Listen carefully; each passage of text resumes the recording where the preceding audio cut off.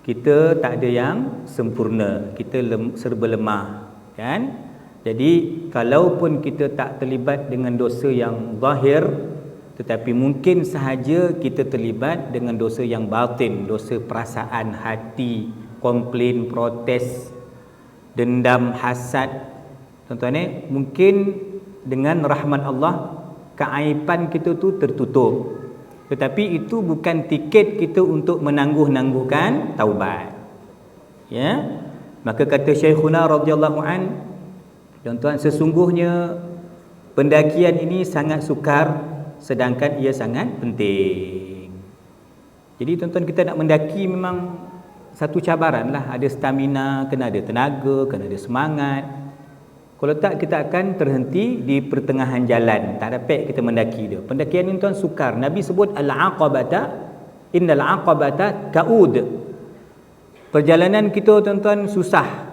Dunia ni tuan memang tempat ujian, kan?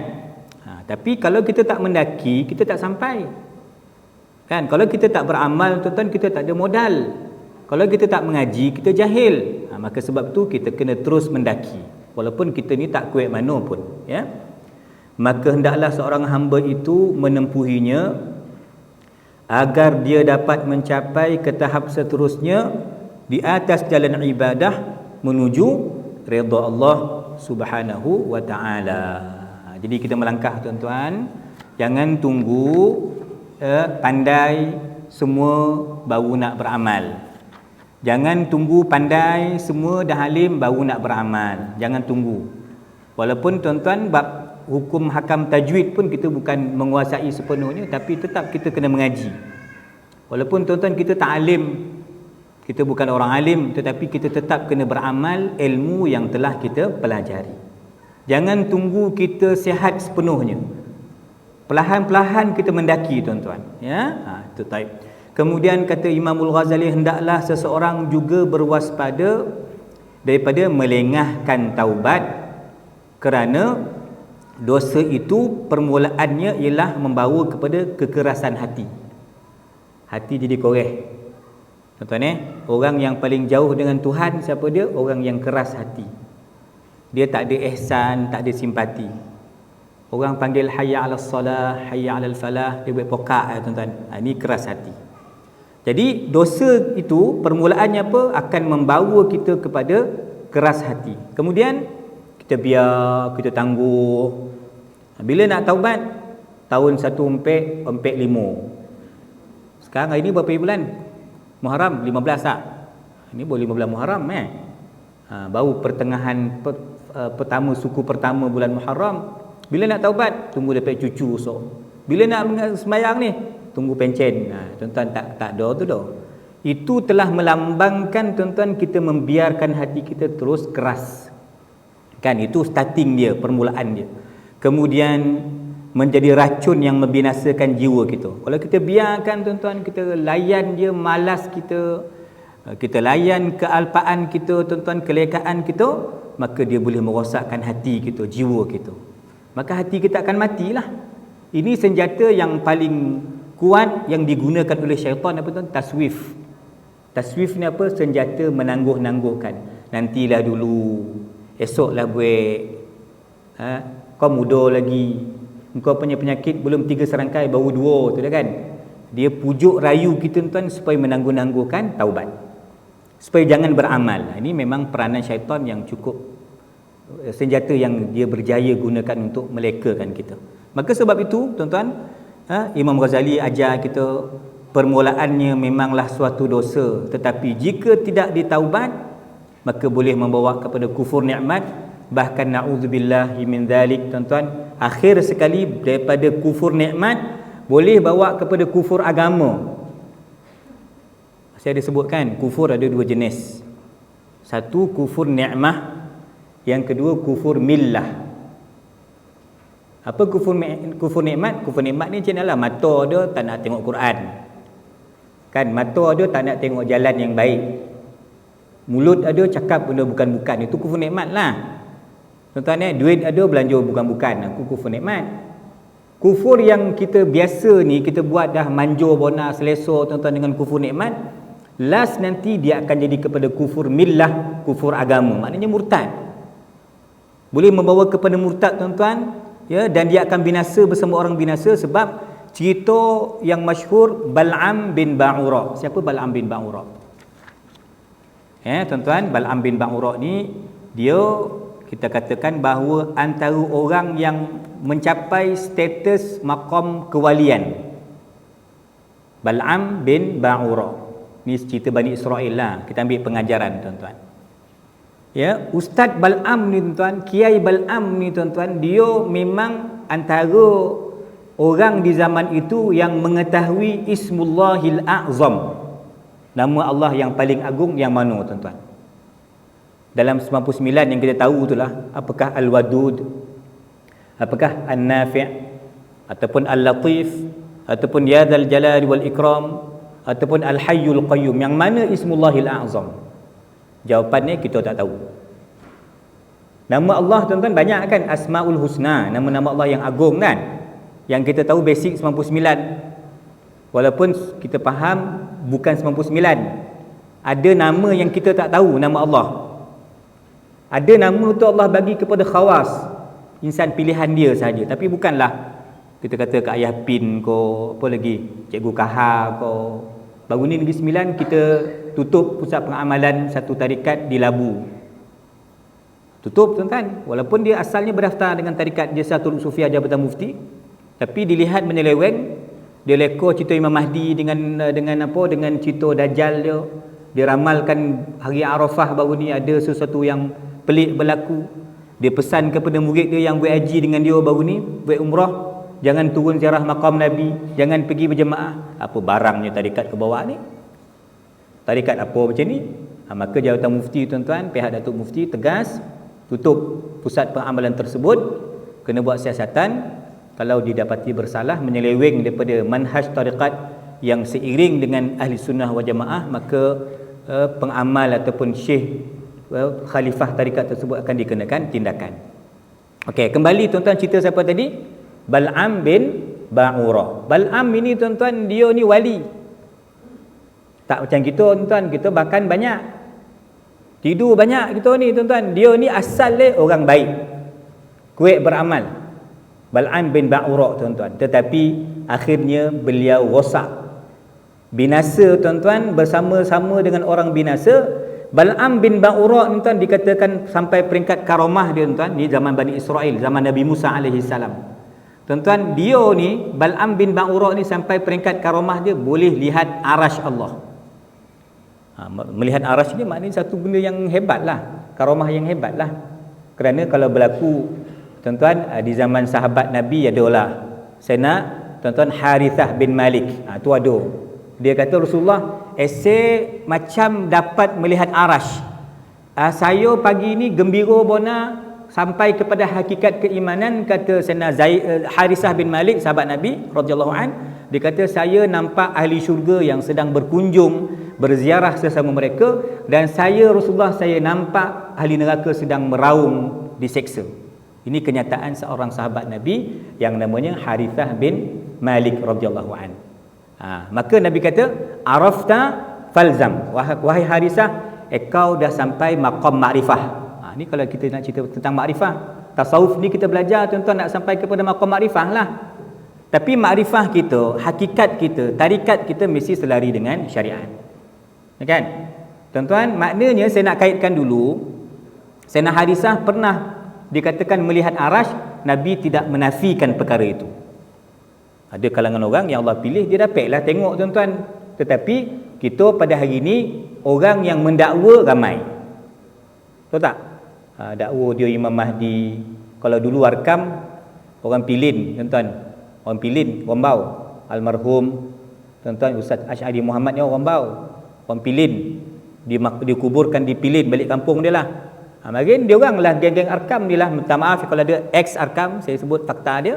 Dia lah yang mengaku dia sebagai pemuda Bani Tamim yang akan menyambut panji Imam Mahdi. Dan dia kata Imam Mahdi itu ialah Tok Syekh dia daripada Singapura. Tapi tuan, kita clear, kita ikut fatwa Ahlussunnah wal Jamaah yang ditulis oleh Al-Imam Ibn Hajar Al-Haytami dalam Fatwa Makkiyah beliau, Dikatakan, sorry, kalau kau nak tengok Imam Mahdi namanya Muhammad bin Abdullah. Kau nama kau Suhaimi, nama kau Kahar, nama kau lain, nama dah tak sama. Imam Mahdi tu Muhammad bin Abdullah, Ahlul Bait, keturunan Nabi SAW, Roman macam Nabi. Nanti esok tuan-tuan, tanda kiamat esok, Imam Mahdi akan jadi imam. Siapa makmum dia? Nabi Isa alaihissalam. Okey tuan-tuan, tu cerita sikitlah tentang mereka mendakwa bahawa dia akan menjadi pemuda Bani Tamim. Sedangkan tuan-tuan, pemuda Bani Tamim ni Allah dah tentukan golongan Bani Tamim itu daripada Mekah, satu kaum Arab Badui yang agak keras. Ketika Nabi sedang berehat, tengah hari Qaidullah, Nabi sedang berehat, dia serogah Nabi tuan-tuan.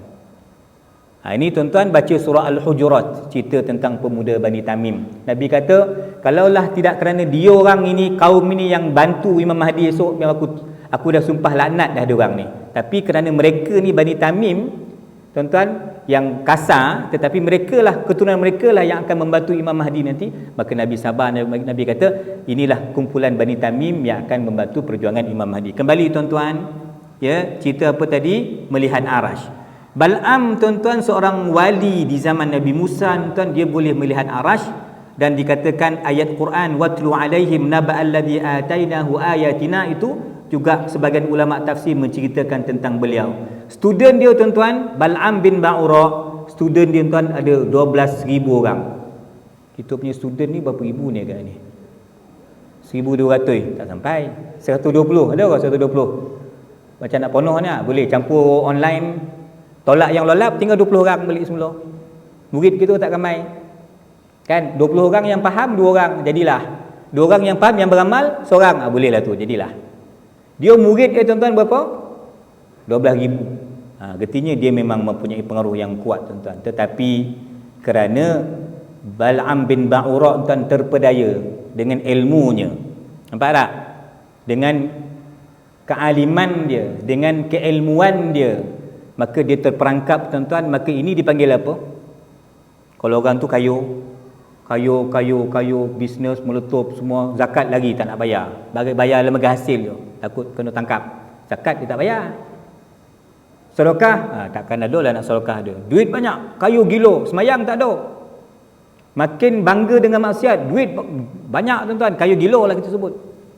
Kalau Malaysia ni kayu gilo apa ukuran dia? Kita kata lah ada jet peribadi lah, dia kayu lah kan, tuan-tuan Tetapi malangnya, dia ingat dia kayu tu dengan dia bagi sikit-sikit lembu korban seekor, dia hantar. Bulan puasa esok buka puasa, dia hantar lah 3 bungkus nasi Arab. Dia ingat itu dah boleh cover lah dengan kealpaan, dengan maksiat dia tuan-tuan. Tak tercover dah. Tetapi dengan dia maksiat, dia makin kayu. Itu panggil apa? Istidraj. Sanastadrijuhum min haitsu la ya'lamun wa umli lahum inna kaidi matin. Itu tuan-tuan namanya istidraj. Istidraj ni apa? Allah pancing dia. Bagilah, I tak semayang tapi anak I anugerah dekat. Saya ni jenis tak sukalah tutup aurat ni, tapi saya kaya je, yang tutup aurat tu yang miskin. Ini namanya apa? Istidraj. Tuan-tuan, istidraj ni kata Imam Ibnu Ajibah dalam Bahrul Madid, dia kata bukan berlaku pada orang awam, istidraj juga berlaku pada orang alim, pada imam, ustaz, mufti, qadi, hakim, PU, PA, apa P tuan-tuan, semua tapau sekali. Istidraj boleh berlaku kepada orang alim. Buktinya dalam sejarah ialah Bal'am bin Ba'ura, orang yang sangat berpengaruh tuan-tuan, tetapi dia terpedaya dengan ilmunya. Bermula dengan dosa sombong. Nampak tak? Sombong ni tuan-tuan, dosa hatilah, maksiat batin. Sombong, lepas tu dah buruk sangka dengan orang, lepas tu dah tuan-tuan macam-macam penyakit. Bermula dengan tuan-tuan dosa, tidak mahu bertaubat tuan-tuan. Bermula tuan-tuan dengan dosa, penutup esok jadi apa? Kafir, jadi kufur. Dan memang dikatakan Bal'am bin Ba'ura mati dalam keadaan kafir. Na'udzubillah min dzalik tuan-tuan. Jadi kita tak nak sampai macam itulah. Ya, kita tuan-tuan, kita ahli maksiat, kita mengaku je macam tu, tapi kita tak nak menangguh-nangguhkan taubat. Kita tetap sentiasa memohon keampunan Allah Subhanahu wa taala. Apa tanda hati kita mati tuan? Korek. Tu dia. Tanda hati seseorang sudah keras dengan dosa ialah apabila tidak lagi mendapat ruang keluar daripada dosa, tidak ada keinginan nak melakukan taat. Ini tanda hati koreh lah tu. Tuan-tuan kan, kita ni bukanlah kata rajin sangat puasa, Senin Khamis tu payahlah sikit kot, sayalah.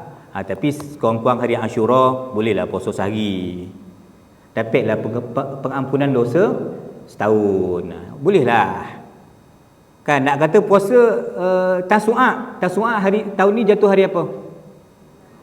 Hari Ahad kan, sebab kita Ashura Isnin kan, Ahad.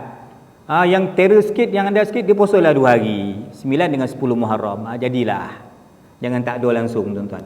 Mudah-mudahan tak adalah dapat banyak-banyak benar tahajud dia, dapatlah 2 rakaat qabliyah subuh. Jadilah, adalah luang. Tak payahlah nak sedekah banyak-banyak dia, tapi RM1 RM2 masuk juga tabung tu. Alhamdulillah. Ini sebagai petunjuk kita, mudah-mudahan kita tak tergolong dalam kumpulan yang keras hati. Tuan dah tertutup pintu kebaikan untuk kita. Dah tak tahu jalan keluar, macam mana nak keluar ni? Macam dah masuk persatuan Samsing, gangster tak boleh nak keluar. Keluar kena tembak, mati. Padahal tuan-tuan, pintu taubat sentiasa terbuka. Ya kan? Jadi takut kita tuan-tuan kalau hati kita keras sampai tahap yang ini. Na'udzubillah min dzalik. Maka jangan perkecilkan dosa apa pun. Ini point dia. Jangan kita remehkan, tuan-tuan, kita kata, alah setakat bawa handphone dalam masjid, dia bunyi tengah sembahyang, lantaklah handphone dan. Memang, tapi telinga orang lain dong kan. Itu kalau kita anggap kita remehkan tuan-tuan, apalah Syekh Nuruddin ni strict sangat, masuk kelas dia tak boleh bawa handphone, bukan dia bayar pun, dia bayar. Tuan-tuan, kita memandang remeh, tetapi sebenarnya di sebalik kita melihat wa tahsabunahu hayyinan, kamu sangka benda tu simple, wa huwa indallahi azim, tapi di sisi Allah benda tu besar. Kan, hak kita berjiran dalam kuliah ni tuan-tuan, ni kawan-kawan kita sepengajian ni ada hak masing-masing kan. Jadi kita dalam soft solat ada hak geng sebelah kita. Ini semua tuan-tuan kita nak jaga. Maksud saya pun tuan, jangan perkecilkan. Kita memang suka berburak dalam kelas ke luar kelas, kalau boleh dalam sembahyang pun nak sembang, tapi kita ganggu kawan depan, kawan sebelah, kawan belakang. Kawan sebelah datang nak belajar ni, datang daripada Kajang, datang daripada murid Dr. Basit daripada Johor, daripada Terengganu datang nak belajar. Kita memokak tuan-tuan ceramah. Jadi ganggu tak? Ganggu tuan-tuan ya. Dengan kalau yang bau soft tadi kan, bau yang tak selesa, ganggu tak? Ganggu. Jadi kita jangan pandang remeh. Itu contohlah kan, jangan pandang remeh tuan. Kita ambil lebih hak orang kuih tu, kuih kaswi tu, seorang satu kita dah kira dah. Dia ambil 3 dah cukup, 2 orang dah dapat makan kan. Dia tapau siap-siap dah untuk kawan dia. Janganlah tapau dulu, bagi makan dulu, lebih kita tapau. Macam itulah. Kita menganggap benda tu kecil, tapi tuan sebenarnya dia juga akan mengheret kita kepada dosa israr, bergelumang dengan dosa. Buat bondo dah terbiasa buat bondo tuan, dah jadi hobi, dah tak boleh nak keluar dah daripada dosa kecil tuan, akhirnya menjadi dosa besar. Nampak tak? Jadi kita tak ada pernah memandang remeh. Walaupun kita dah bincang dulu kan, dosa dia kan ada 2 kategori. Satu dosa besar, satu dosa kecil. Betul tuan. Sebab itu dosa besar tu ada kitabnya nama Al-Kabair. Siapa ingat tuan-tuan kitab Kabair? Siapa yang karang? Imam Az-Zahabi. Itu yang kecil lah. Ada lagi yang 2 jilid besar, Imam tuan-tuan Ibnu Hajar buat satu kitab Az-Zawajir an Iqtirafil Kabair. Dia senaraikan semua dosa besar, termasuk dosa besar orang yang tak mau berkorban dan dia mampu, termasuk dosa besar menangguh-nangguhkan pergi haji, termasuk dia bagilah tuan-tuan, menangguh-nangguhkan ni dikira dosa besar mengikut Imam Ibnu Hajar radhiyallahu anhu. Tuan-tuan kan. Jadi maknanya dosa ada yang besar. Besar itu diukur dengan melihat kepada ancaman, laknat tuan-tuan, neraka. Itu dosa besar. Yang lain-lain tu kita anggap tuan-tuan, ulama kata ada dosa yang kategorinya kecil. Tetapi kita tak boleh meremehkan mana-mana dosa. Tuan-tuan jika telah bertaubat, namun kembali semula kepada dosa yang lama. Dah taubat dah ustaz, dah tak nak membawang dah, saya tak jadi presiden dah, saya jadi timbalan presiden. 2 kali 5 itu tuan-tuan ya. Saya dah tak mahu dah terlibat dengan dosa-dosa rasuah ni. Kapal laut lah, kapal darat lah, semua budaya semua saya bedal tak. Saya dah insaf dah ni, dah taubat dah. Tuan-tuan, katanya kalau kita taubat tapi kita terjebak balik buat dosa yang lama, Macam tuan-tuan, nak pakai mazhab mana ni? Ada kata jangan taubat dulu, kita buat maksiat dulu. Kenapa tak pergi haji ni? Dah offer tabung haji, dah panggil umur 45, cukup, kewangan cukup, ada istitaah, ada kemampuan, dapat tawaran. Kita kata saya tangguh dululah, sebab nanti malah balik haji kena kupiah. Balik haji nanti tudung kena labuh, tak boleh seksi-seksi dah kan. Jadi saya tangguh dulu. Saya dah pergi haji umur 68 esok, kata dia. Masa tu saya akan rampas kuasa nazir masjid, saya pergi jadi mufti, saya nak jadi semualah, masa tu saya taubat. Kok hidup tuan-tuan 68 ni tak? Kenapa tadi tuan-tuan? Ya, jadi kita kata pergi je bang, umur 45, pergi je, kak pergi je. Kalau dah cukup rezeki, dah dipanggil pergi. Mudah-mudahan dengan pergi itu kita soganlah sikit, esok dah balik, esok kita nak karaoke pun dah malu-malu lah. Awak tu haji, awak tu hajah. Adalah sikit benda yang kita segan untuk buat perkara-perkara lama, dosa-dosa lama tuan-tuan, kita akan berhentilah. Kita akan cuba perlahan-perlahan tinggalkan. Okey, maknanya tuan-tuan, kenapa tak masuk kelas? Jomlah, ada majlis ilmu malam ni, malam minggu ada kelas kursus perdana ke, ada tuan-tuan apa-apa ceramah ke, jomlah pergi. Tak naklah pergi tempat yang pergi ni semua orang bersih-bersih. Tak juga tuan-tuan, tak. Kita pergi datang sini kan sebab kita tak bersih lah ni, kita nak bersihkan diri kita. Betul tak? Kita bukan kata kita ni baik sangat. Jadi tuan-tuan, ada saya ingat dalam syarah kitab Tajul Arus disebutkan jangan berhenti untuk belajar. Walaupun tuan-tuan, saya percayalah sepanjang 4 jam tuan-tuan dalam kuliah ni, 3 jam 2 penceramah, 3 jam tu bukan semua masuk tuan-tuan. Banyak yang keluar daripada masuk kadang tu. Tahu tak? Istilah tu tuan-tuan dah jam dah. Istilah Arab tu tuan-tuan kata penceramah mencarut kata. Istilah-istilah Arab tuan-tuan, itu kita dah tak faham. Kan dalil kita tak ingat, tapi tuan-tuan jangan jadikan alasan kita tak masuk kelas. Kerana asbab masuk kelas ni tuan-tuan, ini asbab mustajab doa, asbab badan kita jadi sihat, rezeki kita jadi berkat, umur kita jadi berkat tuan, sebab tuan-tuan datang kelas lah. Walaupun kita belum sepenuhnya dapat memahami, apatah lagi beramal dengan ilmu yang disampaikan. Itu kita jangan jadikan alasan. Kerana satu hari nanti insya-Allah kita bukan niat nak bertangguh tuan, nak cuba buat tapi tak mampu. Bukan kita tertangguh nak beramal, nak baca, nak buat, bukan. Kita ada niat nak buat tuan, tetapi mudah-mudahan Allah beri kekuatan untuk kita laksanakan. Jadi maknanya apa? Dah taubat dah tadi, tapi buat balik. Jangan sesekali, kata Imamul Ghazali, jangan putus asa, jangan berhenti taubat. Pesan dekat diri kita tuan apa dia? Sebagai motivasi, mungkin kita harap lepas kita istighfarnya, baca Allahumma anta rabbi la ilaha illa anta khalaqtani, sayyidul istighfar. Baca istighfar kabir, astaghfirullahalazim alladzi la ilaha illa huwal hayyul qayyum, ghaffarudz dzunubi dzal jalali wal ikram sampai akhir. Bacalah istighfar yang tuan-tuan basic yang kita baca lepas sembahyang tu, istighfar. Mudah-mudahan lepas istighfar tu kita mati. Mudah-mudahan tak sempit kita repeat dosa yang kita biasa buat. Mungkin itu motivasi kita. Mudah-mudahan kamu akan mati sebelum kembali mengulangi perbuatan dosa tersebut untuk kali yang seterusnya. Jadi jangan tuan-tuan kita ambil mazhab kata alang-alang kau buat dosa, buat betul-betul. Jangan campur adukkan dosa dengan pahala. Jangan kau sekarang nak pergi sembahyang Jumaat pula, tak payah. Sembahyang Jumaat pun tak payah pergi shopping.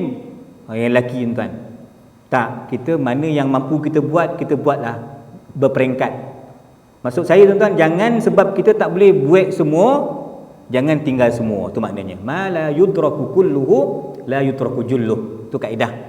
Tak boleh buat semua, jangan tinggal semua. Buatlah sikit-sikit mana yang kita mampu dulu tuan-tuan. InsyaAllah lepas istighfar, lepas beramal, lepas taubat, kita meninggal insya-Allah husnul khatimah. Begitulah untuk kali seterusnya tuan-tuan. Kita ya kan, masa sembahyang kita memang malaikat lah dalam kelas, semua malaikat, semua wali songo.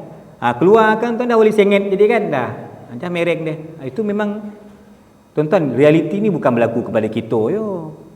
Bukan cerita akhir zaman, cerita-cerita kita nak kiamat tuan-tuan. Cerita orang-orang marin pun macam tu yo. Zaman salaf, orang-orang baik tuan, ada dalam kalangan yang baik tu, ada ya yang ceneke, yang jenis tak berapa baik, ada. Faham? Zaman sahabat tuan-tuan, Sayyidina Hanzalah kata, Rasulullah Nafaqah Hanzalah, saya ni munafik lah Rasulullah. Dia mengaku diri dia sebagai munafik. Nabi kata, kenapa? Depan Nabi saya menangis, saya khusyuk, takwa bertambah, cahaya masuk dalam hati saya. Nabi balik ke rumah, saya balik ke rumah, dah jadi hantu balik. Tengok astro ko, melayan handphone ko, dah lekor balik, darah balik. Nabi kata tak macam tu dah. Nabi kata apa? Ya Hanzalah, sa'atan fasa'ah. Tuan-tuan nampak tak? Ini keseimbangan yang Nabi nak raikan keperluan kita ni. Wahai Hanzalah, tak apa dah. Time semayang macam inilah keadaan dia. Time mengaji macam inilah, hormat adab majlis ilmu dalam masjid, adab lah. Tapi di luar sekarang kau pergi Sogo, lainlah sikit. Tak adalah kau pergi Sogo kau tutup macam ni, nak beli barang pun kau tutup mata, tak baik dah kan. Nak beli Sogo kenalah buka mata. Nak beli barang yang murah kan tuan-tuan. Lepas ni nak pergi mana ni kak? Pergi PD lah ustaz, buat anak jalan mandi. Pergi PD kenalah, pergilah cawa PD kan tuan-tuan. Jadi maknanya walaupun tuan-tuan kita ni bukanlah 24 jam dengan masjid, tetapi hati kita hati masjid. Tuan-tuan, walaupun 24 jam tak pek kita nak baca Quran dia tuan, tapi wirid Quran kita tak tinggalkan. Walaupun kita santai, walaupun kita program keluarga, tetapi tuan-tuan kita tidak melupakan Allah. Itulah dia yang kita nak pegang. Kan? Jadi Nabi kata pada Sayyidina Hanzalah tadi, tak, itu tak munafik dah. Kan? Kelas seminggu sekali duha. Okeylah. Kalau duha tiap hari lagi okey. Tuan-tuan kan? Itu maknanya supaya apa tuan-tuan? Jangan kita jadikan alasan untuk tidak mahu menuntut ilmu, untuk membaca apa yang kita tahu tuan-tuan. Jadi itu amalan-amalan yang kita buat secara berperingkat lah. Jangan putus asa tuan-tuan daripada rahmat Allah, keampunan Allah tuan-tuan, dan jangan berhenti untuk terus memenuhi syarat taubat nasuha. Dosa itu ujian, sedangkan taubat dan kembali kepada Allah tuan-tuan satu ibadah yang cukup agung. Maka rahsianya tuan-tuan, teruskan bertaubat walaupun kemungkinan kita akan terjebak semula kepada dosa yang sama, tapi kita terus bertaubat tuan-tuan. Okey, terus halaman 32.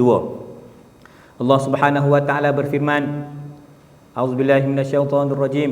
Wa man ya'mal su'an aw yadhlim nafsahu thumma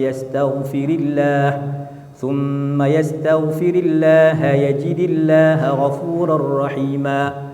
Dan barang siapa yang mengerjakan kejahatan dan menzalimi dirinya, menganiaya dirinya, kemudian ia mohon ampun kepada Allah. Jadi siapa yang tak pernah buat silap? Siapa yang tak pernah menzalimi dirinya? Rabbana zalamna anfusana, tu doa siapa tu? Doa Nabi Adam. Tuan-tuan, ya. Kita menzalimi diri kita tuan-tuan. Kemudian apa nak buat? Mohon keampunan kepada Allah. Apa Allah janji tuan-tuan? Allah sentiasa membuka pintu rahmat, pintu taubatnya. Maka tuan-tuan, kita akan dapati Allah sentiasa bersifat Ghafur Rahim. Tuan-tuan, ya, Allah tu Maha Pengampun, Maha Penyayang. Antara istighfar, astaghfirullah innallaha kana tawwaba. Itu antara istighfar. Antara istighfar, astaghfirullah innallaha kana ghaffara. Itu sirah istighfar, lafaz istighfar. Walaupun kita kata induk dia yang paling afdal, penghulu istighfar, Allahumma anta rabbi, ataupun istighfar yang akak-akak abang-abang baca lepas semayang, astaghfirullahalazim alladzi la ilaha illa huwal hayyul qayyum wa atubu ilaih. Bentuk apa istighfar lafaz tuan-tuan, dan ini merupakan lafaz, ini merupakan perkataan yang paling Allah suka di mana hamba-Nya ingin kembali ke pangkal jalan. Okey tuan-tuan, Jadi sebelum kita pindah poin berikut itu, saya suka nak menukilkan perkataan Sayyidina Abdullah bin Mas'ud radhiyallahu anhu. Tuan-tuan, kalau nak dengar Quran, bacaan Quran yang fresh zaman sahabat dulu, dia orang kena dengar bacaan Ibnu Mas'ud. Seolah-olah Quran itu baru turun, segar. Bacaan Sayyidina Abdullah bin Mas'ud, sehingga Nabi minta Sayyidina Abdullah bin Mas'ud baca depan Nabi. Nabi nak dengar bacaan Sayyidina Abdullah bin Mas'ud radhiyallahu anhu. Sahabat besar walaupun badannya kecil. Fizikal dia tuan-tuan kecil. Dia kalau panjat pokok tamar, orang golaan dia. Koting ke kecil. Nabi kata jangan golaan dia. Koting kecil tapi iman dia besar. Abdullah bin Mas'ud radhiyallahu taala anhu ardah tuan-tuan. Maka kata Sayyidina Abdullah, ada dua ayat daripada Quran tuan-tuan, iaitu yang menceritakan tentang keampunan Allah Subhanahu wa taala, yang pasti Allah terima tuan-tuan taubat kita, iaitu antaranya ayat suratul Nisa ayat 110 yang kita bacakan tuan-tuan tadi. Ya. Baik, terus tuan-tuan. Setelah sunyi hati daripada kemanisan dosa dan mencapai taubat yang murni. Murni dekat sini apa maknanya? Ustaz Raja Mukhlis terjemahkan murni ni apa? Nasuha. Taubat nasuha. Dah tuan-tuan, kita pun dah sampai peringkat benci kepada maksiat. Ni best lah. Kita hari ni kita tak buat maksiat sebab lain tak clear. Kan mungkin malu kat menantu. Kalau ikutkan malas bangun subuh ni tapi dia menantu balik pula mungkin bangunlah. Kan? Jadi mungkin kita ni buat kerana manusia. Tapi hati kita masih berpaut, masih merasa manisnya dosa. Itu belumlah sampai kepada tahap taubat nasuha tuan-tuan. Tetapi kalau sampai peringkat tuan-tuan nanti kita dah bersama Allah, kita nak pertahankan tuan-tuan taubat nasuha. Hati kita tuan-tuan ingkar dengan maksiat. Kita tak boleh terima, kita tak boleh kompromi dengan kelekaan, kealpan, kita tak boleh terima tuan. Ya? Dan dengan keazaman untuk tidak kembali kepada dosa, ini taubat nasuha murni. Pintalah kemaafan daripada orang yang dilakukan kesalahan. Okey, ini dosa tadi kalau melibatkan kita dengan Allah Taala. Betul kan? Maksudnya dosa Allah Taala kita minta ampun jelah. Selesailah. Jangan ulang lagi. Menyesal, okey. Tapi kalau melibatkan dosa sesama kita, macam handphone kau yang hilang tu dan yang tolong ambil tu, dan tolong pakailah dalam 3 tahun. Esok dah rosak dan pulang lah. Kan mengambil hak orang. Betul kan? Ya. Jadi kalau membabitkan dosa dengan orang lain, sesama manusia lah, tuan-tuan, kita kena minta maaf. Nanti tuan-tuan, saya subuh tadi di Pancu Jaya, Seremban tuan-tuan, saya baca kitab Adabul Mufrad Imam Bukhari. Kita punya titian sirat tuan-tuan, dia ada satu kantorah, satu jambatan, satu stesen tuan-tuan. Kantorah itu ialah tempat di mana akan diselesaikan urusan kisos sesama kita. Apa kisos? Kalau kisos tu asalnya ialah bunuh balas. Maksudnya dia ni si A meninggal, dibunuh dengan sengaja, dengan niat, dengan alat yang boleh membawa kepada kematian, racun dan seumpamanya. Keluarga A ini tuan berhak tuntut darah. Faham? Maka kita berhak menuntut bela darah kepada pembunuh tersebut. Jadi mahkamah polis akan buat kajian lah, siasatan sah sabit kesalahan dia yang membunuh. Jadi ikut hukuman Islam selain daripada hudud, takzir dan kisos. Kisos itu ialah kita mahkamah boleh putuskan untuk membunuh si pembunuh tersebut kerana dia telah menumpahkan darah seseorang. Itu maknanya kisos. Kisos ni tuan, Quran sebut apa? Wal anfa bil anfi wal udhna bil udhni was sinna bis sinni wal juruha kisos. Kalau orang tu cederakan telinga kita, kita kisos dengan telinga lah. Kalau orang tu rodok biji mata kita rodok dengan biji mata dia. Kisos itu mesti setimpal, faham? Kenapa Negeri Sembilan tuan-tuan sebut biar mati anak jangan mati adat? Jangan tak mengaku orang Negeri Sembilan ni, ramai Negeri Sembilan ni masuk semua mengaku Putrajaya, tak payah Putrajaya dah. Apa sebab adat? Tuan-tuan, pepatih sebut biar mati anak jangan mati adat. Saya dah sebut dulu saya ni tuan-tuan. Tuan-tuan lupa lah ni. Belum sebut lagi ke? Paling selamat dia kau belum sebut. Dah kan? Jadi adat itu ialah syariat. Kan? Jadi biarlah kalau anak dia mencuri ikut Nabi SAW, lau anna Fatimata binta Muhammadin saraqat laqata'tu yadaha. Kan? Kan Nabi kata kalau Sayyidah Fatimah mencuri aku potong tangan dia. Jadi kita sebagai ketua adat, buapak ku apa tuan, kalau anak kita mencuri, potong tangan dia. Walaupun hilang tangan, anak kita membunuh, berlakulah hukum kisos. Maka anak kita akan dihukum bunuh, kisos.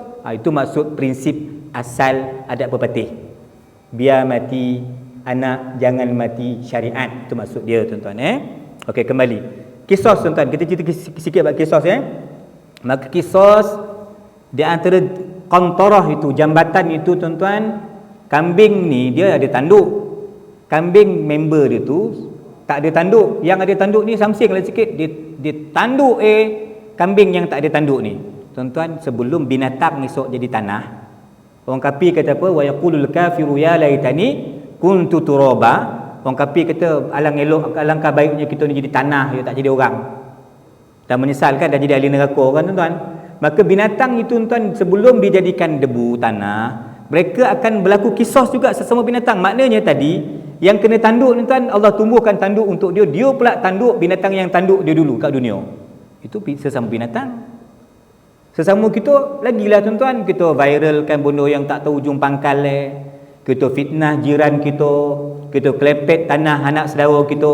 Ini semua kena kisah sesak ni. Tak lepeh dah. Dah settle bersih tuan-tuan, baru cerita masuk syurga. Kalau tak settle tuan-tuan, masalah kita nanti daripada mahsyar. Saya teringat ada kaitan sikit lah tuan, ketika perang Badar.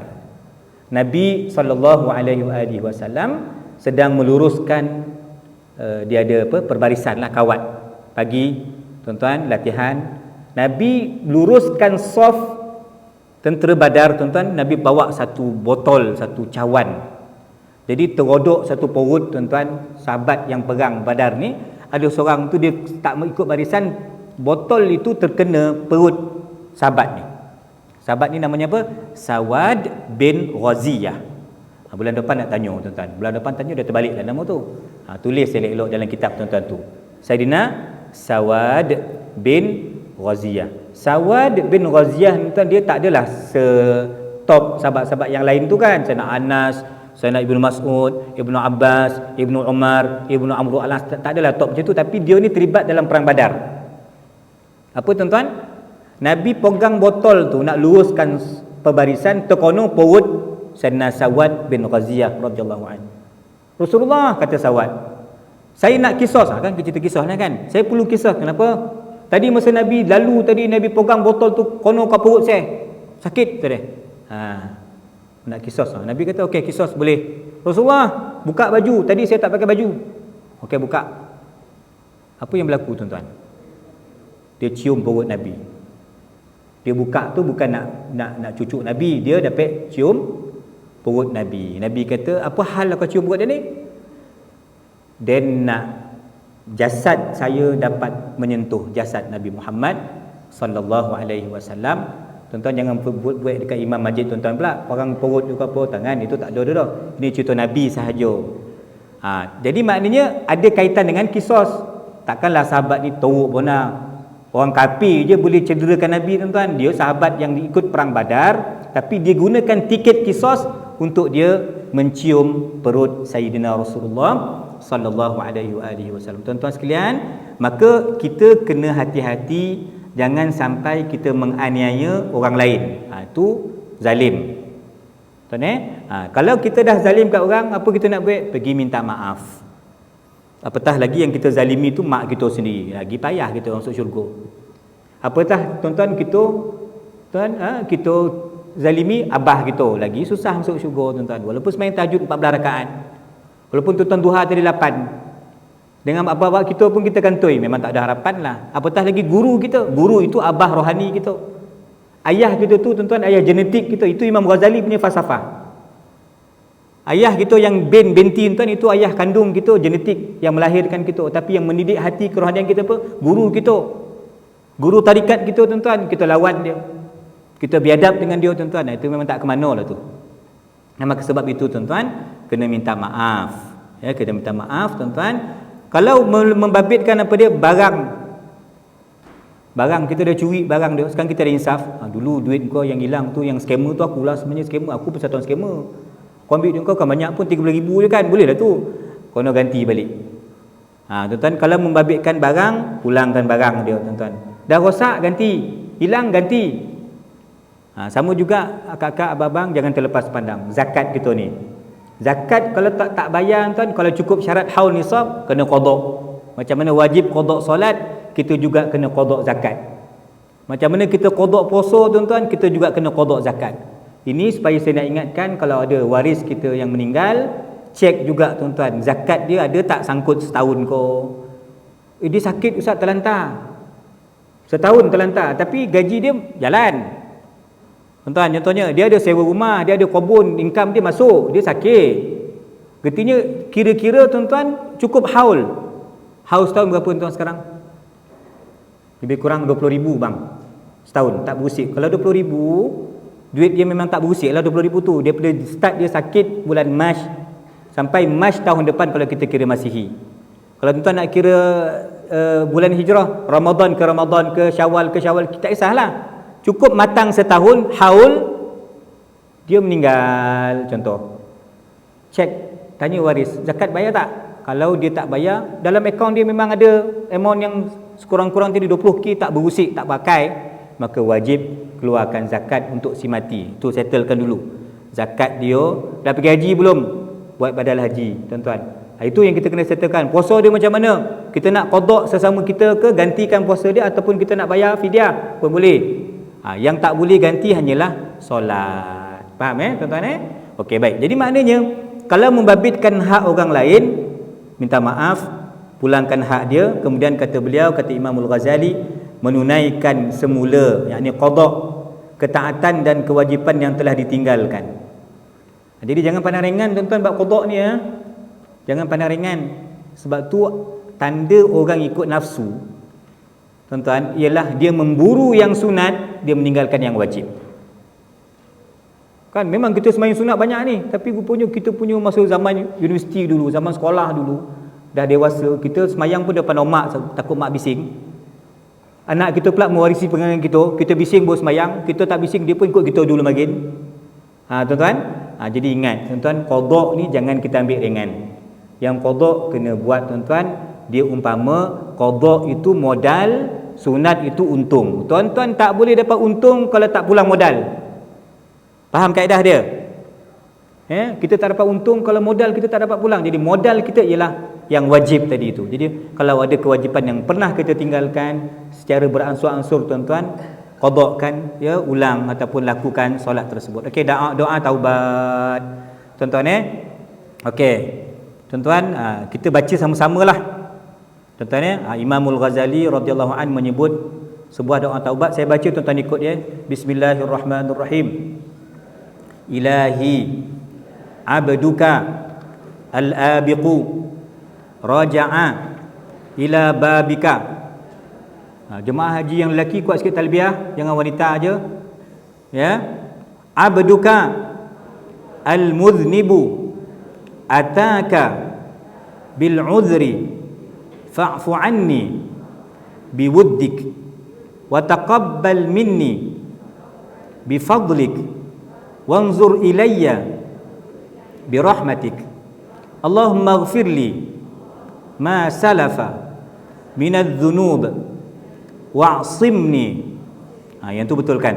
Wa'simni. Saya ingat tuan-tuan punya baris tu ada silap tu. Yang bagi mim tu bagi depan kan? Tuan-tuan matikan dia. Okey, saya baca semula Wa'simni fima baqiya minal ajal fa innal khaira kullahu biyadik wa anta bina raufur rahim. Ini doa taubat Imamul Ghazali. Cuma tuan-tuan, mungkin Ustaz Raja Mukhlis ni dia ringkaskan, kita bolehlah buat juga solat sunat taubat. Kan? Nanti tuan kata, mana ada solat-solat taubat tuan-tuan? Dia solat tuan-tuan, ialah Nabi adalah buat sembahyang hajat.